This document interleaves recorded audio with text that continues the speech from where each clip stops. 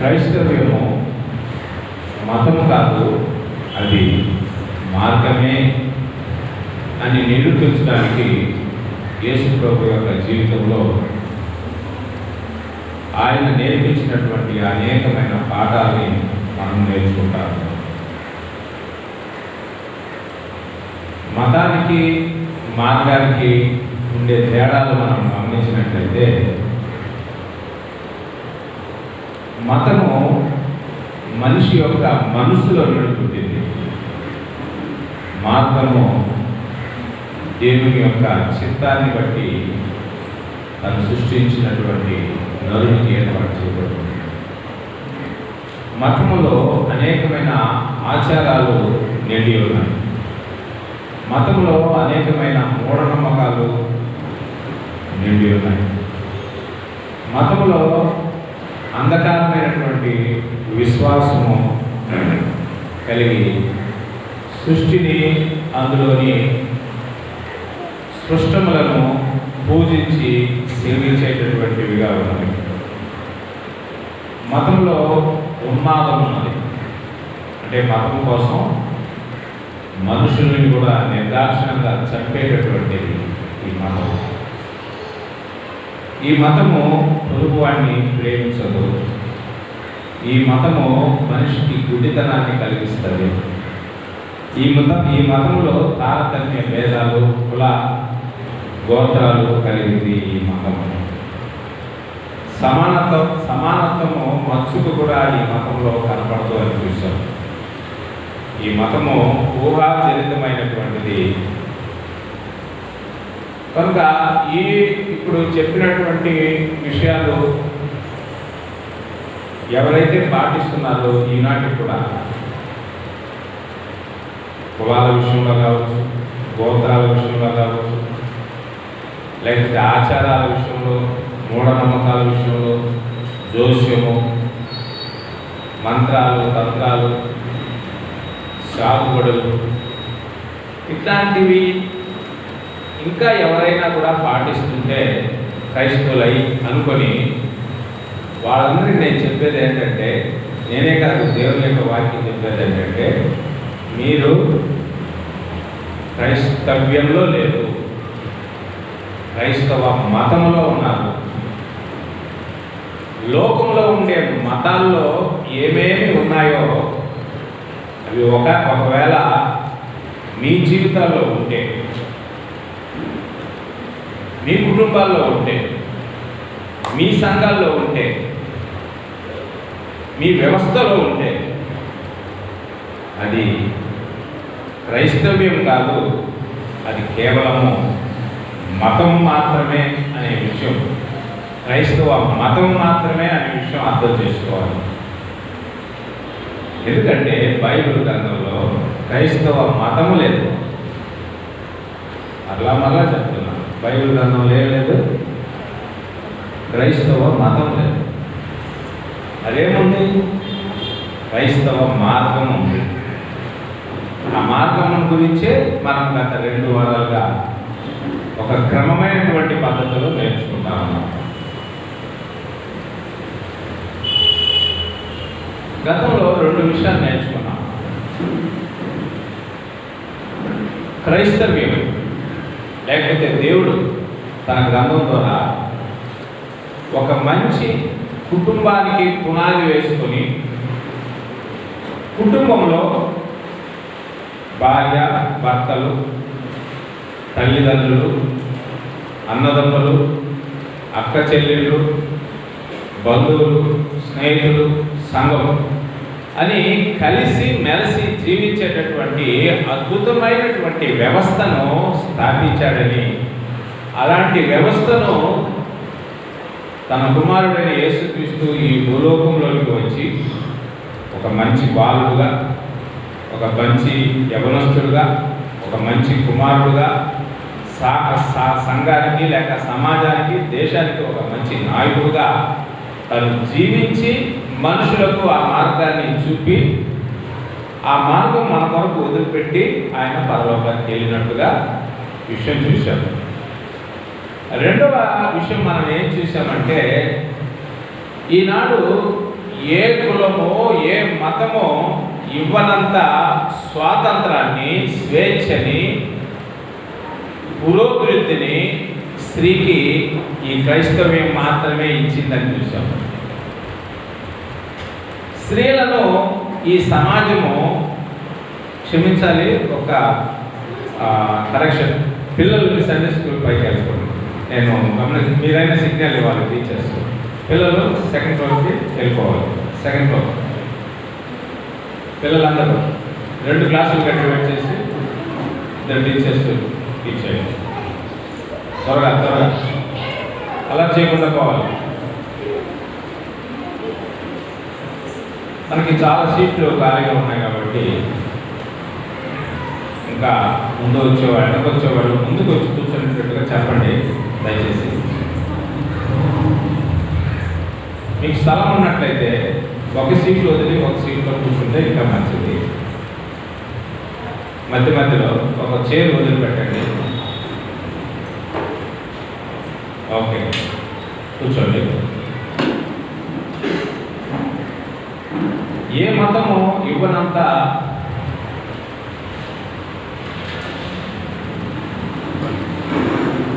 స్వేచ్ఛ, స్వాతంత్రం. అంటే ఒకప్పుడు స్త్రీని ఒక ఆట వస్తువుగా, ఒక స్త్రీని కేవలము పురుషుని యొక్క కామ వాంఛను తీర్చుకునేటటువంటి ఒక యంత్రంగా, స్త్రీని ఒక బానిసగా, స్త్రీని ఒక వంటింట్లో ఒక వంట మనిషిగా, స్త్రీని పిల్లల్ని కనే ఒక యంత్రంగా భావించింది ఈనాడు లోకంలో ఉన్నటువంటి మతం. స్త్రీకి విద్య అవసరం లేదని చెప్పింది ఈ మతం. అయితే ఈ రోజున స్త్రీలకి విద్య అవసరమని, స్త్రీలు కూడా పురుషులతో సమానమని, స్త్రీలను గౌరవించాలని, స్త్రీ లేకపోతే ఈ సమాజమే లేదని, స్త్రీకి యొక్క పురోభివృద్ధికి పాటుపడినటువంటి మహనీయుడు మన ప్రభు అయినటువంటి యేసుక్రీస్తు. అందుకే యేసు ప్రభు యొక్క పరిచర్యలో యేసు ప్రభు అనేక మంది స్త్రీలను గౌరవించాడు, వారి యొక్క క్షేమం కోసం ఎంతో పాటుపడ్డాడు. ఉదాహరణకి సమరయ స్త్రీ, రక్తస్రావంతో అనేకేళ్లుగా బాధపడుతున్నటువంటి స్త్రీ, 18 ఏళ్ల నుండి మెడ వంగిపోయినటువంటి ఒక స్త్రీ, ఒక బిడ్డని కోల్పోయినటువంటి ఒక విధవరాలైన స్త్రీ, ఇలాగ చెప్పుకుంటూ పోతే యేసు ప్రభు యొక్క జీవితంలో ఎక్కువ మంది స్త్రీలకి క్షేమాన్ని, నెమ్మదిని, సమాధానాన్ని ఇచ్చి వారి కన్నీటిని తుడిచి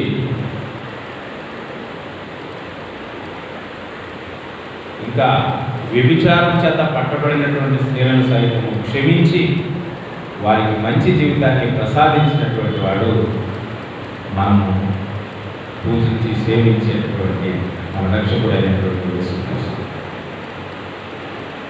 అలాంటి యేసుక్రీస్తు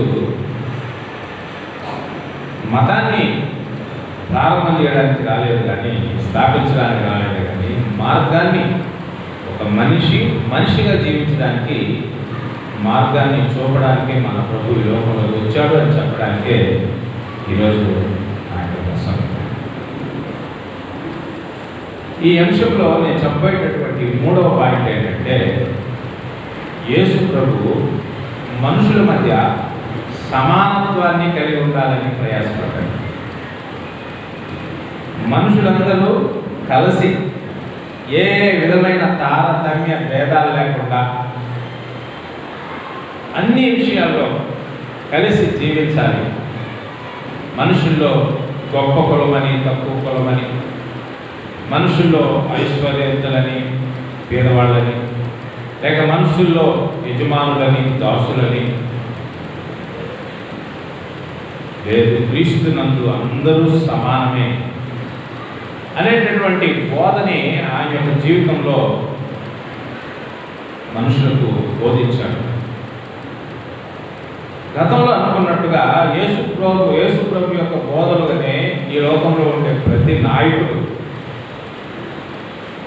ఏ మతానికి చెందిన నాయకుడైనా కానీ క్షుణ్ణంగా అర్థం చేసుకుంటే ఈరోజు మనుషుల మధ్య కులాలుండవు, గోత్రాలుండవు, హెచ్చు తగ్గు తారతమ్య భేదాలుండవు, అందరూ సమానంగా జీవించగలిగేటటువంటి ఒక వ్యవస్థను కలిగి ఉన్నారు.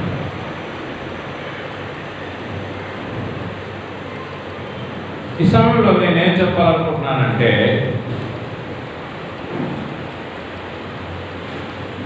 ఈ లోకంలో దాదాపు అనేక వేల కులాలు ఉన్నాయి. ప్రత్యేకంగా మన ఇండియాలో దాదాపు 3000 కులాలు ఉన్నట్టుగా మనకి తెలియజేస్తున్నాయి చరిత్ర. ఈ 3000 కులాల్లో దాదాపు 30,000 శాఖలు అంటే సబ్ క్యాస్ట్లు, 30,000 సబ్ క్యాస్ట్లు ఉన్నాయి. ఇలాంటి ఈ కులాల వలన మనుషుల మధ్య ఈ తారతమ్యాలు పెరిగిపోయాయి. ఈ కులాలు ఎలాగా పుట్టాయో అనే సంగతి నేను ఒకసారి చెప్పాను, సందర్భాన్ని బట్టి ఇప్పుడు కూడా చెప్తున్నాను. మనుస్మృతి అనేటటువంటి హైందవ ధర్మశాస్త్రంలో ఈ కులాల గురించి ఏం రాయబడిందంటే, బ్రాహ్మణులు బ్రహ్మ యొక్క తలలో నుండి పుట్టారని, క్షత్రియులు బ్రహ్మ యొక్క భుజాల్లో నుండి పుట్టారని, వైశ్యులు బ్రహ్మ యొక్క పొట్టలో నుండి పుట్టారని, శూద్రులు బ్రహ్మ యొక్క కాళ్ళలో నుండి పుట్టారని మరొక కులం ఉంది. అది 5వ వర్గం, 5వ వర్గం. అది కాళ్ళ కింద ఉండేటటువంటి కులం, అదే అంటరాని కులం. అంటే ఈ పైన 3 వర్గాలకి, 3 వర్గాలంటే బ్రాహ్మణ, క్షత్రియ, క్షత్రియ అంటే రాజు, బ్రాహ్మణులు అంటే క్షత్రియులు సైతము ఆర్డర్ చేసేటటువంటి వాళ్ళు, అందుకని వాళ్ళని తలలో నుంచి వచ్చాడు అని నేను చెప్తాను. పొట్టలో నుంచి వచ్చిన వాళ్ళు వైశ్యులు, వ్యాపారస్తులు. ఈ 3 వర్గాలకి సేవ చేయడానికి వచ్చిన వాళ్ళు, కాలంలో నుంచి వచ్చిన వాళ్ళు శూద్రులు. వాళ్ళే సాకలి, తుమ్మలి, కమ్మలి, కంసాలి, కాపు, కమ్మ, ఇంకా వ్యవసాయకులు, ఈ లేబర్ అంతా కూడా అనేక వృత్తులు కలిగినటువంటి వాళ్ళు ఈ పైన ఉండే వాళ్ళకి సేవలు చేయడానికి వచ్చారు అని ఈ మనుస్మృతి చెప్తుంది. ఇక కాళ్ళ కిందనే ఇంకొక వర్గం ఉందని చెప్తారు కదా, కాళ్ళ కింద. ఆ వర్గం ఏంటి? అంటరాని వర్గం. దాదాపు ఇక్కడ ఉండేటటువంటి వాళ్ళందరూ కూడా ఆ వర్గంలో నుంచి వచ్చినటువంటి వాళ్ళు, నాతో సహా. ఈనాటి పిల్లలు, యవనస్తులు మన తాతల ముత్తాతల కాలంలో వారు జీవించినటువంటి జీవితాన్ని వారికి చెప్పాలి, వారు తెలుసుకోవాలి. మన తాత ముత్తాతల కాలంలో మనము ఎలాంటి పూర్వ చరిత్రలో నుండి ఈరోజు ఈ స్థితికి వచ్చామని వారు తెలుసుకుంటే వారు అభివృద్ధి పొందడానికి, ఇంకా అలాంటి స్థితిలో ఎవరైనా పోరాడుతున్నటువంటి వారికి సహాయం చేయడానికి సాధ్యమవుతుంది.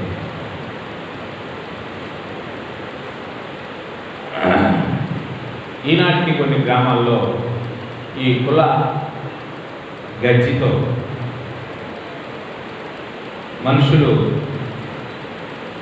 మనుషుల్ని పశువుల కంటే హీనంగా, కుక్కల కంటే హీనంగా చూసేటటువంటి పరిస్థితి ఈరోజు మన దేశంలో ఉందని చెప్పుకోవడానికి సిగ్గుపడాలి. విద్య, వైద్య, సాంఘిక రంగంలో ర్యాకెట్లాగా దూసుకుపోతున్నటువంటి ఈనాటి ఈ సమాజంలో ఇంకా మనిషిని మనిషిగా చూడలేనటువంటి మానవత్వం కలిగిన దేశంలో, సమాజంలో ఉన్నామని చెప్పుకోవడానికి సిగ్గుపడాల్సి వస్తుంది.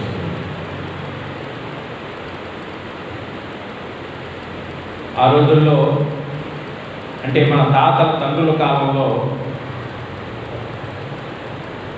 బలమున్నవాడు, తెలివి ఉన్నవాడు, బలము లేని తెలివి లేనటువంటి వారిని తన కాళ్ళ కిందేసి తొక్కి వాళ్ళని వాళ్ళ యొక్క పని మనుషులుగా, పాలేరులుగా, వారి యొక్క ఇళ్లల్లో కుప్ప తీసేవాళ్ళుగా, వాళ్ళ ఇళ్లల్లో పేడ ఎత్తేవాళ్ళుగా, వాళ్ళ ఇళ్లల్లో వెట్టి చాకిరి చేసేటటువంటి వాళ్ళగా ఈ పేదవారిని అనేక మంది భూస్వాములు, బలమున్న వాళ్ళు, పలుకుబడి ఉన్న వాళ్ళు తయారు చేశారు. ఈనాటికి కూడా ఆ యొక్క బానిసత్వంలో నుండి బయటపడలేక ఎంతోమంది పేదవాళ్ళు, ఎంతోమంది అజ్ఞానంలో కూరుకుపోతున్నటువంటి వాళ్ళు జీవితాల్లో సమానత్వం లేకుండా కుక్కల్లాగా జీవిస్తున్నారు. మనుషుల మధ్య ఇలాంటి భేదం ఉండకూడదని ఎంతోమంది రాజకీయ నాయకులు ప్రయత్నం చేశారు, కానీ కుదరలేదు. నానాటికి ఈ యొక్క వ్యవస్థ అనేటటువంటిది ఇంకా పటిష్టంగా వేర్లతో పాతుకుపోతుందే తప్ప సమానత్వము అందని ద్రాక్షలాగా తయారైంది.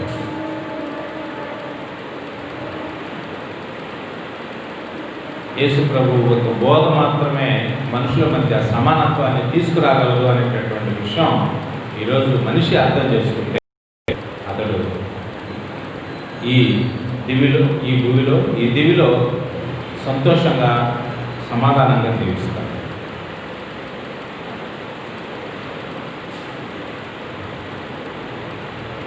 క్రీస్తుకు పూర్వము దాదాపు 1000 సంవత్సరాలు ఆర్యులు అనేటటువంటి వాళ్ళు మన దేశానికి వచ్చినప్పుడు వారి యొక్క బుర్రలో పుట్టినటువంటి బుద్ధే ఈ కులము అనేటటువంటి ఒక పాడైన సంస్కారాన్ని, సంస్కృతిని మనుషుల్లోకి పెట్టాడు.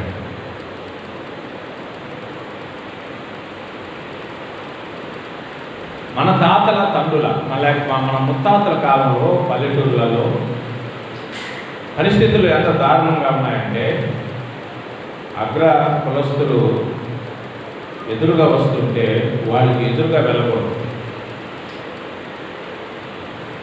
వాళ్ళ ఎదురుగా తలకి గుడ్డ ఉండకూడదు, చొక్కా వేసుకోకూడదు, గోసి మాత్రమే పెట్టుకోవాలి. మీరు విన్నారా ఎప్పుడైనా ఆనాటి అంటరాని కులానికి సంబంధించినటువంటి వాళ్ళు ముట్టికి తాటాకు కట్టారు, వారి మూతికి ముంత కట్టారు. వారిని సమాజానికి దూరంగా ఎక్కడో దొంగలో బతికేటట్టుగా పందుల్లాగా తోలిపడేశారు.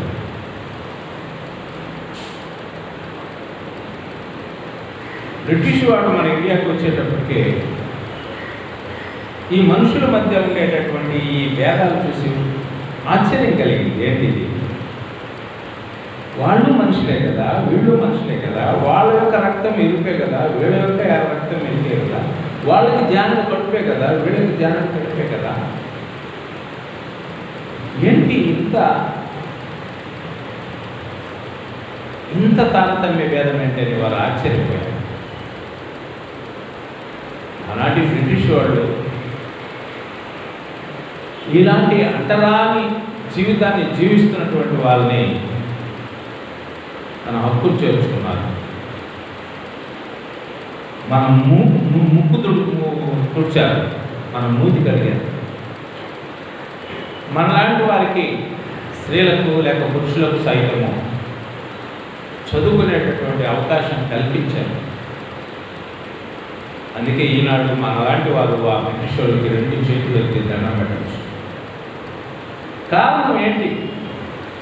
ఆ తెల్లవాడు ఈ మన దేశంలోకి వచ్చి కులాలు అవసరం లేదు, అందరూ సమానమే, అంటరాని వాళ్ళు కూడా చదువుకోవాలి, స్త్రీలు కూడా చదువుకోవాలి, వారిని సమాజంలో మనుషులుగా చూడాలనేటటువంటి ఆ యొక్క ఆలోచన వీరికి ఎట్లొచ్చిందంటే యేసు ప్రభు యొక్క బోధల వలన వచ్చింది. ఒకసారి భారతదేశం నుంచి ఒక ఆయన లండన్కి వెళ్ళాడు చదువుకోవడానికి. అంటే ఈ కుల వ్యవస్థను రూపుమాపాలని కంకణం కొట్టుకొని బ్రతికినటువంటి ఒక రాజకీయవేత్త. అప్పుడు లండన్కి వెళ్తే ఆయనకి తెల్లవాడు గ్లాసులో నీళ్ళు ఇచ్చాడట తాగడానికి. గ్లాసులో నీళ్ళు ఇచ్చేటప్పటికి అతనికి ఆశ్చర్యం అయిపోయింది. అతనికి ఒళ్ళంత చెమట్లు పట్టుకున్నాయి, గడగడ వణికిపోతున్నాడు. అప్పుడు తెల్లవాడు ఆ యొక్క మన దేశం నుండి వెళ్ళినటువంటి ఆ నల్లవాడిని చూసి, చదువుకోవడానికి వెళ్ళిన నల్లవాడిని చూసి, నేనేమన్నా తప్పు చేశానా? నీళ్ళే కదా నేను నీకు ఇస్తున్నాను, నువ్వెందుకు గడగడ వణికిపోతున్నావు? నీ ముఖంలో చెమట్లు ఎందుకు పడుతున్నాయి అని అడిగితే, అయ్యా నేను పుట్టింది మొదలుకొని ఈరోజు వరకు నా దేశంలో నా ఇంటోళ్ళు కాకుండా బయట ఉండేవాళ్ళు గ్లాసులో నీళ్ళు ఇవ్వడం ఇదే మొదటిసారి. మా దేశంలో వేరే వాళ్ళని మేము నీళ్ళు అడిగితే మేము ఇట్లా 2 దోశలు పట్టుకుంటే వాళ్ళు పైనుండి దూరం నుండి పోస్తే అప్పుడు మేము తాగేవాళ్ళమయ్యా నీళ్ళు. అయితే నువ్వు నన్ను ఒక మనిషిగా చూసి నాకు నీ చేతులతో కూడా నాకు గ్లాసులు మంచినీళ్ళు ఇవ్వడం చూసినప్పుడు నాకు ఏం చెప్పాలో, ఈ ప్రపంచంలో నేను చూడలేనటువంటి ఒక వింతని ఈరోజే చూస్తున్నాననేటటువంటి భ్రాంతి విచిత్రం కలిగింది అన్నాడంట ఆ దేశానికి వెళ్ళినటువంటి ఒక రాజకీయవేత్త. సంఘ సంస్కరణ చేయడానికి కూడుకున్నటువంటి. నా చిన్నతనంలో కూడా ఒక హోటల్కి వెళ్తే అంటరాని వాళ్ళకి ఒక గ్లాస్ పక్కన ఉంటుంది, దూరంగా అగ్రకులస్తులకు ఒక గ్లాసు. అగ్రకులస్తులు కూర్చునేటటువంటి చోట వాళ్ళు కూర్చోకూడదు, ఆ బెంచుల మీద కూర్చోకూడదు. ఒకవేళ కూర్చోగలిస్తే వాళ్ళు ఎక్కడ కూర్చోవాలి తెలుసా? కింద కూర్చోవాలి. అలాంటి ఒక ఘోరమైనటువంటి సంస్కృతి దేశ సంస్కృతి.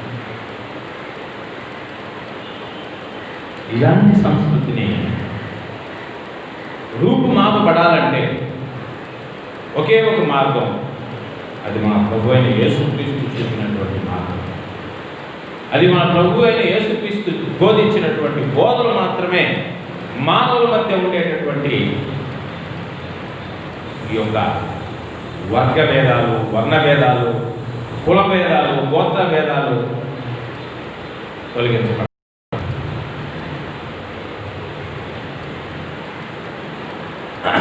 యేసుప్రభు జీవిస్తున్నటువంటి కాలంలో ఒక మతం ఉండేది.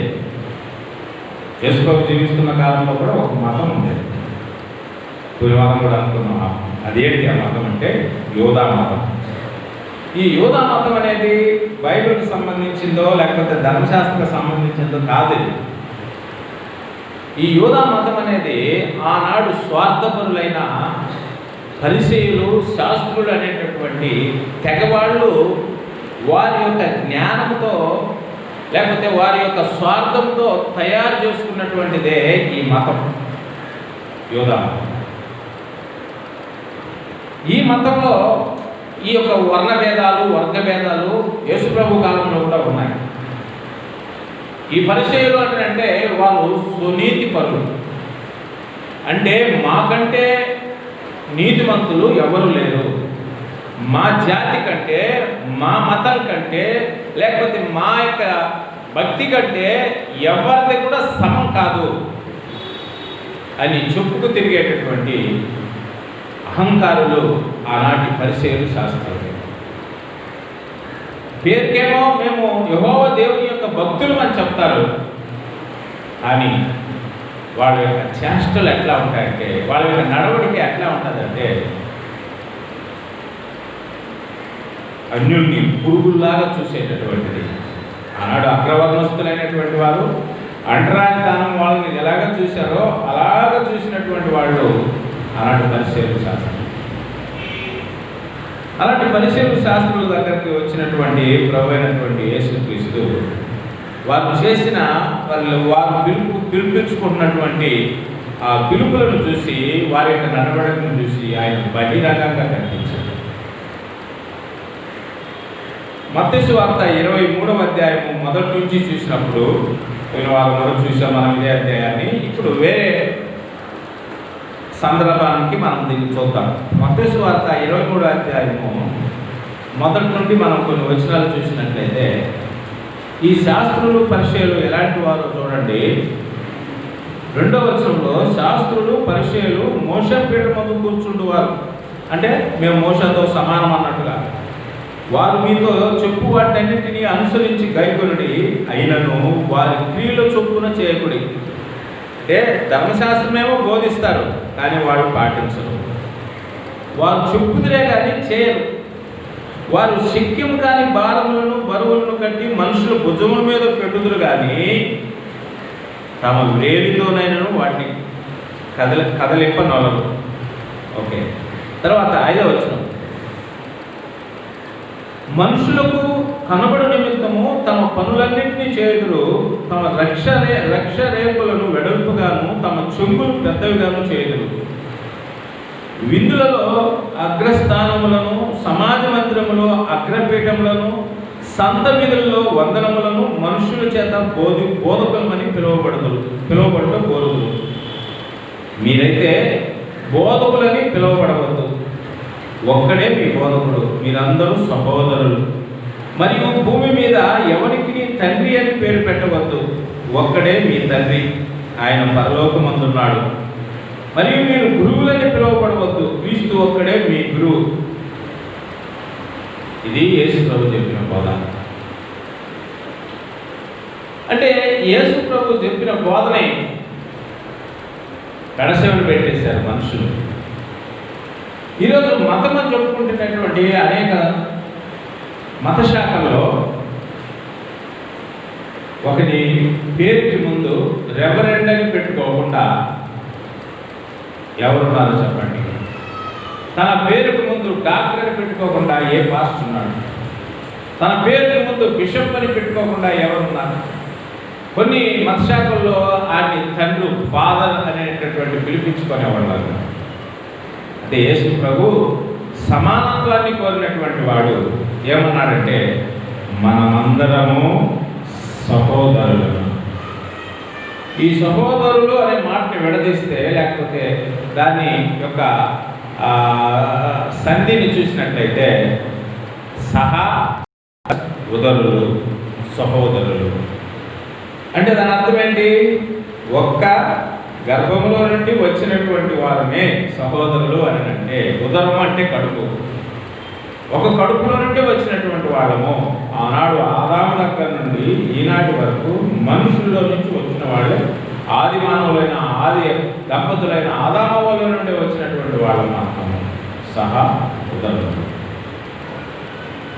ఇప్పుడు ఏమన్నానంటే, ఈరోజు వల్ల ఏ సంఘంలో అయినా సరే రెవరెండ్ అని పిలిపించుకుంటే వాడు మార్గంలో లేడు, పోప్ అని పిలిపించుకుంటే వాడు మార్గంలో లేడు, బిషప్ అని పిలిపించుకుంటే వాడు మార్గంలో లేడు. కారణం ఏంటంటే మనుషులు సమానంగా ఉండాలని కోరాడు దేవుడు. యేసు ప్రభు సమానత్వం కోసం బోధించాడు, అలాగే అపోస్తులు సమానత్వం కోసమే బోధించారు. కానీ ఏ అపోస్తులుడైనా రెవరెండ్ పీటర్ అనుకున్నాడా? పోప్ పీటర్ అని ఆది సంఘాలు ఆయన పిలిచాయా? లేకపోతే డాక్టర్ పౌల్ అని ఆది సంఘాల్లో పిలిపించబడ్డాయా? మరి వాళ్ళు తమను తాము ఏమని సంబోధించుకున్నారు, లేకపోతే తమను ఎలాగా దేవునికి అగుపరుచుకున్నారంటే, మేము కేవలము దాసులము, నిష్ప్రయోజకులైన పనివాళ్ళము, మీకు మేము బానిసలము అని అనుకున్నారే తప్ప, మీకు సేవకులము అనుకున్నారే తప్ప, మీ తోటలో పనిచేసే కూలి వాళ్ళమని చెప్పుకున్నారే తప్ప, మేము మీకంటే గొప్పవాళ్ళమను, మీకంటే జ్ఞానం కలిగినటువంటి వారు మనం ఏ అపోస్తలుడు చెప్పుకోలేదు. కనుక ఈరోజు మతం ఏం చెప్తుంది? క్రైస్తవ మతం, మిగతా మా మతాలను పెట్టండి, క్రైస్తవ మతంలో ఉందా సమానత్వం? క్రైస్తవ మతంలో ఉందా యేసు ప్రభు చేసినటువంటి బోధలు? అయ్యో లేవే. అదే కదా బాధ ఈనాడు. క్రైస్తవ మతంలో కులాలు ఉన్నాయి, క్రైస్తవ మతంలో ఆచారాలు ఉన్నాయి, క్రైస్తవ మతంలో గోత్రాలు ఉన్నాయి. క్రైస్తవ్యం కాదు, అది మతం. ఎవరైతే నేను బైబిల్ ప్రకారం, క్రీస్తు బోధ ప్రకారంగా జీవించాలనుకుంటాడో వాడు ఈ మతంలో ఉండేటటువంటి ఆచారాలను కానీ, మతంలో ఉండే ఆ యొక్క భేదాలను కానీ, మతంలో ఉండే పదవులు కానీ ఎవడు ఆశించడు. నేను నిష్ప్రయోజకుడినైన దాసుని, పనివాడిని అనేటటువంటి తగ్గింపు స్వభావం ఉంటుంది. అందుకని యేసు ప్రభు తనను వెంబడించే ప్రతి ఒక్కరికి చెప్పేది ఏంటంటే, ఆనాడు అపోస్తులకైనా ఈనాడు మనకైనా చెప్పేది ఏంటంటే, నిన్ను నీవు తగ్గించుకోవయ్యా. ఎంతవరకు తగ్గించుకోవాలని ఒకవేళ యేసు ప్రభుని అడిగితే, ఇదిగో నేను ఈ యొక్క నీళ్లతో మీ పాదములు కడిగి నా తువ్వాలతో తుడుస్తున్నాను, చూసారా, అంతవరకు తగ్గించుకోవాలి.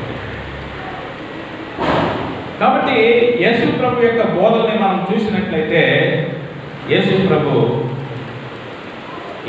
దగ్గర ఈ క్యాస్ట్ ఫీలింగ్ అనేది లేదు. ఒకసారి ఒక స్త్రీ వచ్చింది, యేసు ప్రభు చాలా బిజీగా ఉన్నాడు. ఆమె అన్యురాలు, అన్య స్త్రీ. ఆ స్త్రీ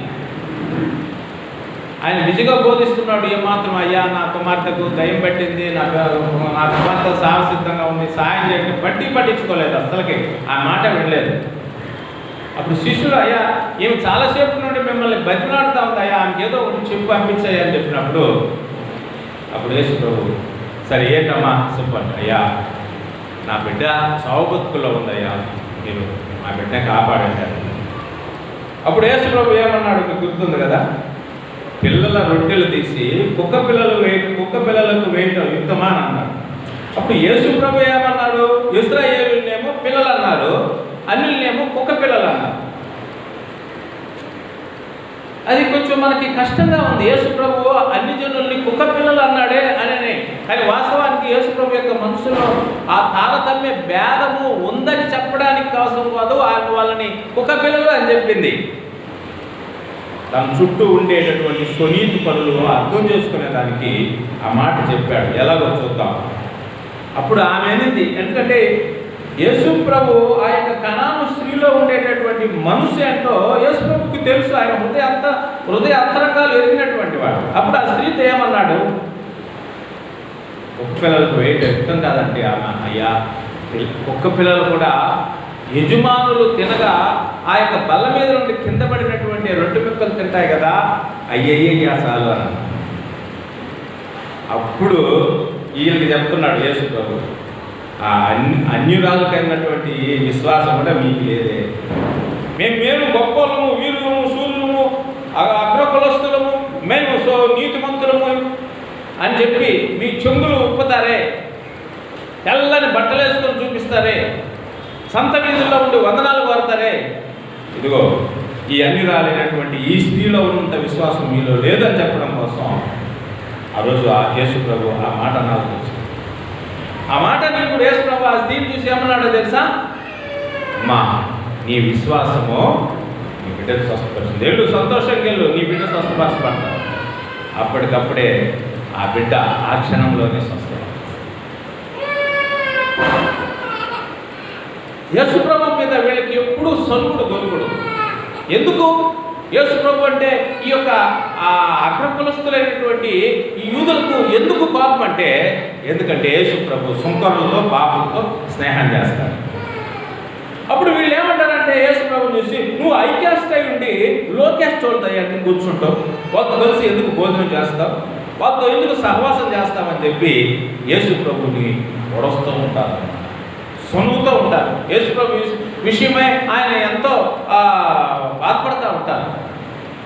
మీరు కావాలంటే అదే లూకా సువార్త 15వ అధ్యాయం మీరు తీసుకున్నట్లయితే యేసు ప్రభు అంటే వీళ్ళకి ఎందుకు గిట్టదు అనే విషయం చూసినట్లయితే లూకా సువార్త 15వ అధ్యాయము మొదటి నుంచి, అప్పుడు సమస్తమైన సుంకరులను పాపులను ఆయన బోధ వినుటకు ఆయన దగ్గరకు వచ్చుచుండగా పరిసయ్యులు శాస్త్రులు ఆయన చూసి, ఇప్పుడు ఇతడు పాపులను చేర్చుకుని వారితో కూడా భోజనము చేయుచున్నాడని చాలా సనగసాగిరి. యేసు ప్రభు విషయమై ఎందుకు సనగసాగారు? యేసు ప్రభు పాపులను, సుంకరులను, ఈ యొక్క సమాజము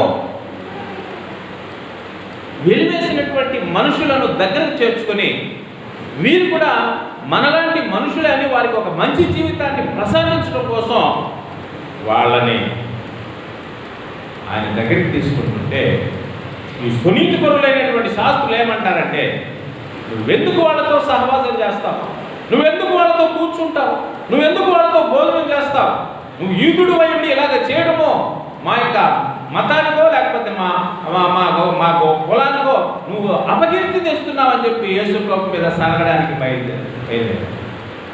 అందుకే యేసు ప్రభు అనేక సార్లు చెప్పాడు. ఏమన్నాడంటే, నేను ఆరోగ్యవంతులను పిలవరాలేదు, రోగులను పిలవచ్చాను. ఆరోగ్యవంతులకు వైద్యుడు అవసరం లేదు, రోగులకు వైద్యుడు అవసరం.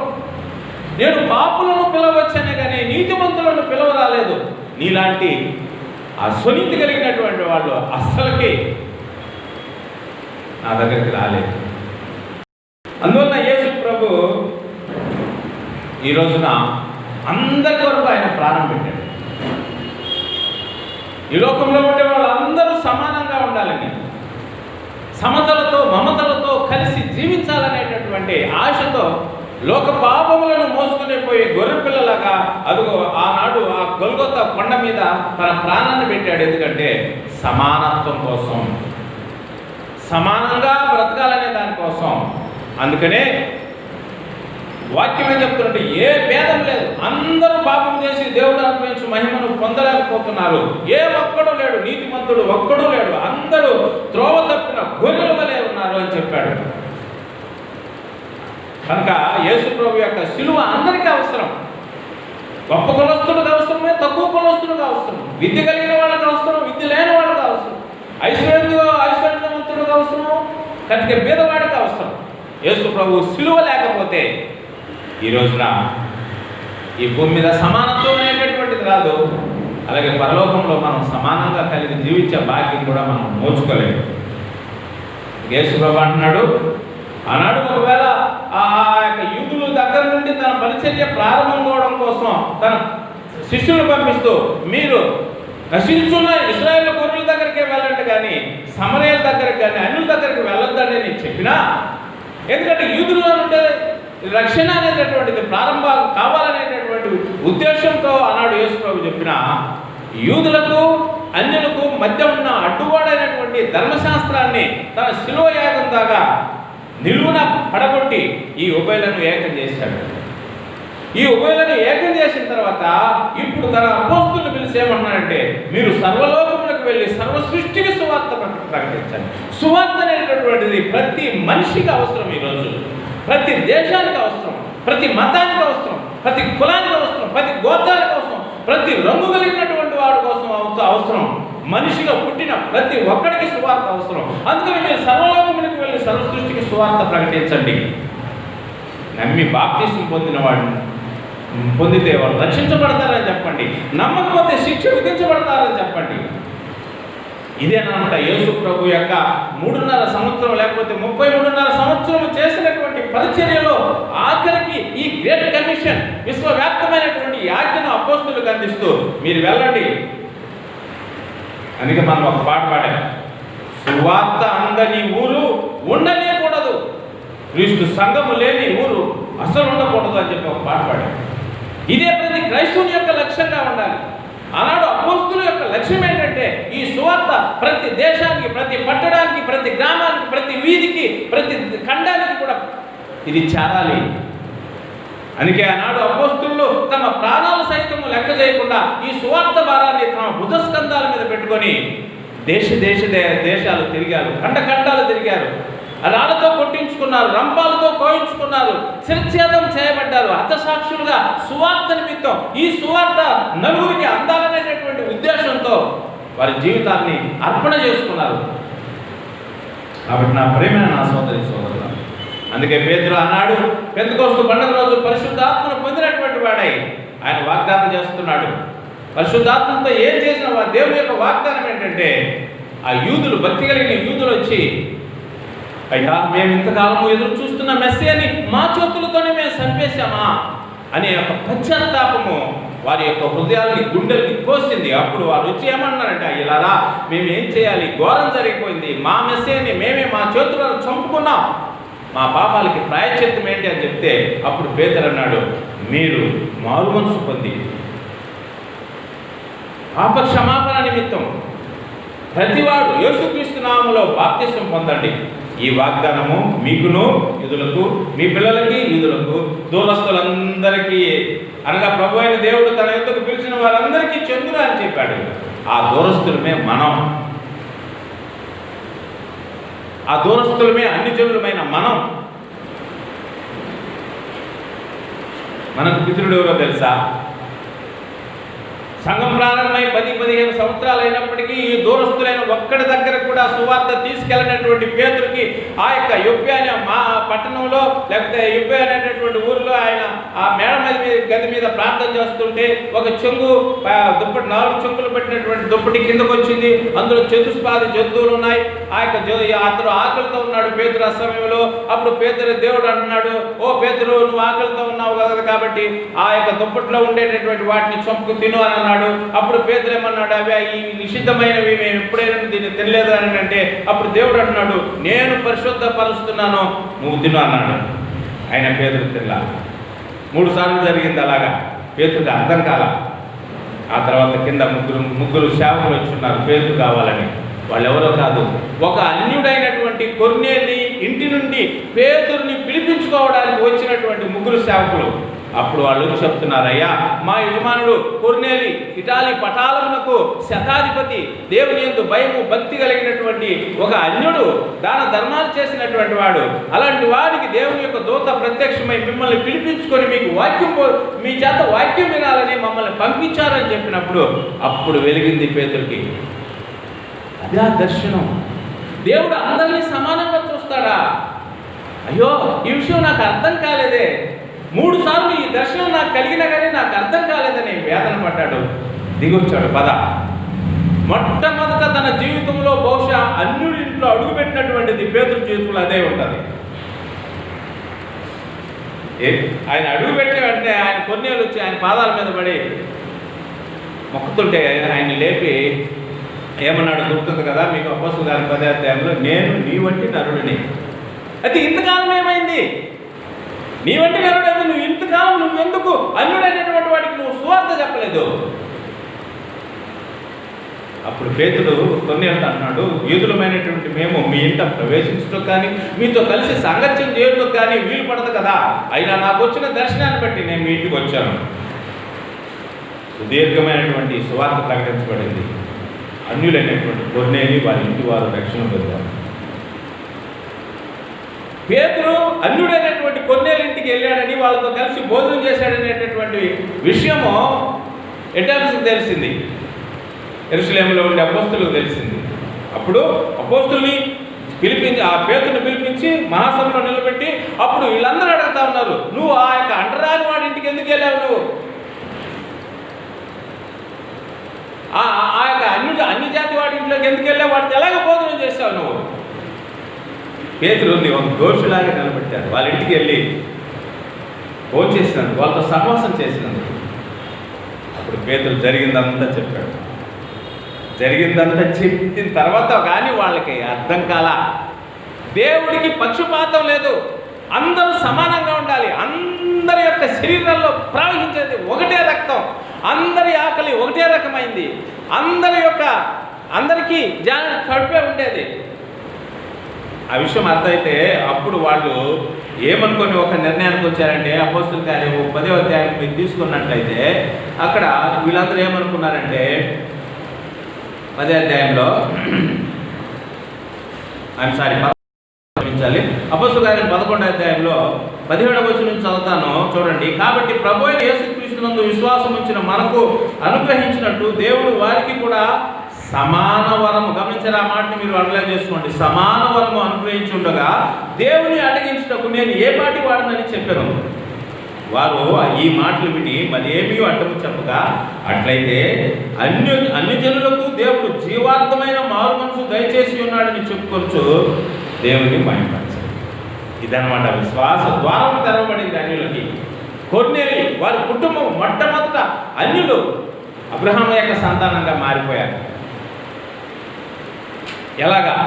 ఎలాగంటే ఇప్పుడు మన సహోదరుడు చదివినటువంటి వాక్యం గలతీలకు రాసినటువంటి పత్రిక 3వ అధ్యాయము 26వ వచనం నుంచి కానీ మీరు చూడగలిగినట్లయితే అక్కడ అపోస్తులైనటువంటి పౌలు, వాస్తవానికి అపోస్తులైన పౌలు అగ్రకులస్తుడు, యూదుడు, బెన్యామీను గోత్రంలో పుట్టినటువంటి వాడు, పరిసయ్య తెగకు చెందినటువంటి వాడు, ధర్మశాస్త్ర పండితుడు. ఇలాంటి పౌలు రాస్తున్నాడు, ఏమంటున్నాడంటే యేసుక్రీస్తునందు మీరందరూ విశ్వాసము వలన దేవుని కుమారులై ఉన్నారు. క్రీస్తులోనికి, ఈ మాట గమనించండి, క్రీస్తులోనికి బాప్తిసం పొందిన మీరందరూ క్రీస్తును ధరించుకొని ఉన్నారు. ఇందులో యూదుడని లేదు, గ్రీసు దేశస్థుడని లేదు, దాసుడని లేదు, స్వతంత్రుడని లేదు, పురుషుడని లేదు, స్త్రీ అని లేదు, యేసుక్రీస్తునందు మీరందరూ ఏకముగా ఉన్నారు. ఎట్లా ఉన్నామంటే యేసుక్రీస్తునందు మనం అందరము ఏకముగా ఉన్నాం, సమానంగా ఉన్నాం. ఇది చదివిన తర్వాత, దీన్ని అర్థం చేసుకున్న తర్వాత కూడా క్రైస్తవ సంఘాల్లో ఈ సమానత్వం అనేది లేకపోయిందంటే, ఇంకా ఈ కులగతి అనేటటువంటిది మానవుల్ని పట్టి పీడిస్తున్నట్లయితే వారు బైబిల్లో ఉండే క్రైస్తవ్యంలో లేరు, క్రైస్తవ మతంలో ఉన్నారు. అందరూ సమానమే. మనం అనేక సార్లు చదువుతాం కానీ పాటించాం. యేసు ప్రభు ఏమన్నాడు, ఇంకా పేతురు ఏమన్నాడు, ఇదే అన్ని జనులకి సువార్త ప్రకటించినటువంటి పేతురు ఏమన్నాడంటే, మీరు చీకటిలో నుండి ఆశ్చర్యకరమైన వెలుగులోనికి పిలిచిన వారి గుణాతిశయములను ప్రచురణ చేయ నిమిత్తము ఏర్పరచబడిన వంశము. ఏ వంశం? ఇప్పుడు ఒకవేళ నువ్వు అంటరాని వాడుగా ఉండొచ్చు, నువ్వు ఒకవేళ తక్కువ కులానికి చెందినటువంటి వాడిపై ఉండొచ్చు, ఒకవేళ నువ్వు బీదవాడిపై ఉండొచ్చు, చదువులేని వాడిపై ఉండొచ్చు, కానీ ఏ రోజైతే నువ్వు యేసుక్రీస్తులోనికి బాప్తిసం పొందావో ఇప్పుడు నువ్వెవరో తెలుసా? నువ్వు ఎస్సీ కాదు, ఎస్టీ కాదు, బీసీ కాదు, మరి ఏంటి? ఎఫ్సీ అంటే ఏంటి? Forward caste. హెచ్సి కూడా చెప్పుకో, ఐ క్యాస్ట్. ఏంటి ఐ క్యాస్ట్? ఏర్పరచబడింది మా వంశం. మేము రాజులైన యాజక సమూహం, మేము పరిశుద్ధ జనం, దేవుని సొత్తు అయినటువంటి ప్రజలం, ఆయన కుమారులు. మేము ఇప్పుడు దాసులం కాదు, ఆయన యొక్క ఆస్తికి వారసులం. ఇంకా నా ప్రేమైన నా సహోదరి సోదరులారా, ఈ యొక్క సమానత్వం అనేటటువంటిది రావాలనంటే అపోస్తుల బోధ, క్రీస్తు యొక్క బోధను అర్థం చేసుకుంటే మాత్రమే వస్తుంది. మరలా ఇంకొక వచనం ఇదే విషయాన్ని పౌలు కొరింథీయులకు ఏమని రాశాడో, కొరింథీ మొదటి పత్రిక 12వ అధ్యాయం 13వ వచనం చదువుతాను చూడండి. ఏలైనగా యూదులమైనను, గ్రీసు దేశస్థులమైనను, దాసులమైనను, స్వతంత్రులమైనను మనందరము ఒక్క శరీరంలోనికి ఒక్క ఆత్మ అయితే బాప్తిసం పొందితిమి, మనందరము ఒక్క ఆత్మను పానము చేసినటువంటి వారమైంది. మనందరము శ్రీకృష్ణ ప్రభు యొక్క శరీరంలో సమానమైనటువంటి అవయవములుగా ఉన్నాము. మనకు పెట్టిన పేరు ఏంటంటే క్రైస్తవులు. మీరు ఎవరంటే క్రైస్తవులు. నేను జగత్తు పునాదికి వేయబడక మునిపే ఈ పేరు మీకు పెట్టాలనుకున్నాను. మీరు క్రైస్తవులు, ఏర్పరచబడినటువంటి వారు. మీరు ఇక బానిసలు కాదు, మీరు సమానులు. అందుకని ఈ విషయం ఇంకా బాగా అర్థం కావాలంటే ఫిలోమోను పత్రికని మీరు ఇంకా ఇంటికి వెళ్ళిన తర్వాత చదవండి. దాని అంతా ఇప్పుడు నేను వివరించి చెప్పలేను. ఫిలోమోను ఇంట్లో ఒక బానిస ఉన్నాడు, అతని పేరు ఒనేసిము. ఒనేసిము అనేటటువంటి ఆయన ఏదో తప్పు చేశాడు, దొంగతనం చేశాడు, ఏం చేశాడు వాస్తవానికి తెలీదు. అక్కడి నుంచి పారిపోయి అలాగా పోయి ఎక్కడ చేరాడు అని అంటే పౌలు, రోమాలో ఉండే పౌలు దగ్గరికి చేరాడు ఈ బానిస. ఫిలోమోను ఇంట్లో ఒక సంఘం జరుగుతూ ఉంది, సంఘం కూడుకుంటుంది. అప్పుడు పౌలు యేసుక్రీస్తు యొక్క సువార్త ఆ బానిసకి చెప్పి ఆ యేసు ప్రభు యొక్క సువార్త వలన అతనికి బాప్తిస్మం ఇచ్చి, లేకపోతే అతన్ని దేవుని బిడ్డగా మార్చి ఒక ఉత్తరం రాసి ఆయన చేతులు పెట్టి పంపిస్తున్నాడు. మీ యజమానుడి దగ్గరికే పోయిన తర్వాత ఈ ఉత్తరం అదే నన్ను ఫిలోమోను రాసిన ఉత్తరం. ఆ ఉత్తరంలో పౌలు ఈ యొక్క కుల వ్యవస్థని సమూలంగా వేర్లతో పాటు పెరిగి పడవేయగలిగినటువంటిది, మరి దాసరికాన్ని, బానిసత్వాన్ని తీసి పడవేసేటటువంటి అద్భుతమైన సూత్రం ఈరోజు ఈ యొక్క పత్రికలో ఉంది. ఆ మాట మాత్రం చదువుతూ ఉన్నాను. ఏమంటున్నాడంటే 11వ వచనం, నా బంధకముల్లో నేను కనిన నా కుమారుడు ఒనేసిము.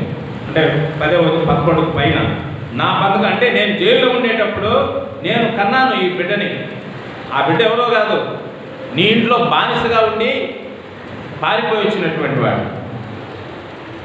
అతడు మునుపు నీకు నిష్ప్రయోజనకరమైన వాడే కానీ ఇప్పుడు నీకును నాకును ప్రయోజనకరమైన వాడు. నా ప్రాణము వంటి వాడినైనా అతనిని నీ యొద్దకు తిరిగి పంపిస్తున్నాను. నేను నా సువార్త కొరకు బంధకంలో ఉండగా నీకు ప్రతిగా అతడు నాకు పరిచారము చేయ నిమిత్తము నా యొద్ద అతనిని ఉంచుకోవాలని ఇంటిని కానీ నీ ఉపకారము బలవంతం చేత స్వేచ్ఛాపూర్వకమైనదిగా ఉండవల్లని నీ సమ్మతి లేక ఏమీ చేయటకు నాకు ఇష్టం లేదు. ఇప్పుడు ఈ మాట చదవండి. సువార్తలో ఉండే అద్భుతమైన శక్తి, అతడికి మీదట దాసుడుగా ఉండక దాసును కంటే ఎక్కువ వాడుగాను, ప్రియ సహోదరుడుగాను, విశేషంగా నాకును, శరీర విషయంలో ప్రభు విషయంలో మరి విశేషంగా నీకును ప్రియ సహోదరుడుగాను నీ యొద్ద ఎల్లప్పుడూ ఉండుటికే కావాలు అతడు కొద్ది కాలం నిన్ను ఎడబాటు. ఏ మత గ్రంథాలు చెప్తాయండి? ఈ ప్రపంచంలో ఏ మత గ్రంథాలు నీ ఇంట్లో ఒక బాలేరుగా, పేడెత్తేవాడుగా, చిమ్మేవాడుగా ఉన్నటువంటి ఒక వ్యక్తిని, అది నీ ఇంట్లో దొంగతనం చేసో లేకపోతే తప్పు చేసో పారిపోయినటువంటి వ్యక్తిని మరలా ఇంటికి పంపిస్తూ ఇంకేమన్నా అంటే పౌలు ఎంత అద్భుతమైన పత్రిక తెలుసా ఇది. ఫిలోమోనుకి ఏం చెప్తున్నంటే, నేను మీ ఇంటికి వస్తే నన్ను ఎట్లా రిసీవ్ చేసుకుంటావో అదేలాగా ఈ ఒనేసిమును రిసీవ్ చేసుకో, నీ దాసుని రిసీవ్ చేసుకో, అలాగ చేస్తావని నేను క్రీస్తునందు నమ్ముతున్నాను. What a wonderful principle those are.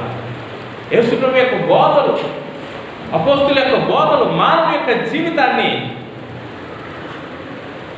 మార్గంలో పెట్టగలిగేటట్టు. కనుక క్రీస్తు సువార్త ద్వారా మాత్రమే సమానత్వం.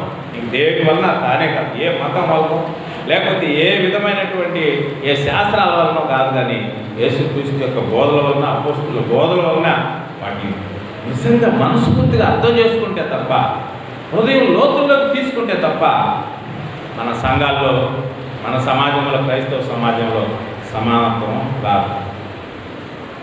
హిందువుడు క్రైస్తవుల గురించి మాట్లాడుతున్నాడు. తమిళ్లో నేను విన్నాను ఆ ప్రసంగం. ఏమన్నా అంటే, మీకంటే మేమే నయమో, మీరు క్రైస్తవులు అని చెప్పుకుంటూ మీ కులాల్లో ఉండే వాళ్ళనే పెళ్లి చేసుకోవాలనుకుంటారు, మీ జాతిలో ఉండే వాళ్ళని పెళ్లి చేసుకోవాలనుకుంటారు.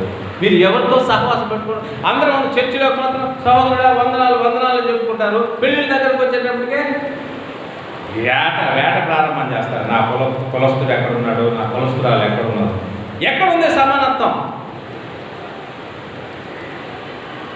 కేవలం కులాల సంగతే చెప్పట్లేదు, సమానత్వం క్రీస్తు నందు మాత్రమే సాధ్యమవుతుంది. కనుక ఈరోజు మన సంఘంలో ఇక్కడ విఐపి సీట్స్ చేయట్లేదు, అందరూ సమానం. ఉదరులను సహోదరులు, పనులు వేరే ఉండొచ్చు కానీ పని మాత్రం ఒకటే, సంఘ క్షేమాభివృద్ధి, దేవుని యొక్క చిత్తం నెరవేర్చేటటువంటి దైవకార్యం. అలాంటి క్రైస్తవ మార్గంగా ఈ యొక్క సంఘం రూపుదిద్దుకుంటూ ఆయన యొక్క చిత్తాన్ని భూమి మీద నెరవేర్చడానికి సంఘ పెద్దలు, నాయకులు కృషి చేయాలని మనసారా కోరుకుంటూ శ్రద్ధగా విన్నందుకు మీ అందరికీ ధన్యవాదాలు తెలియజేస్తూ సెలవు.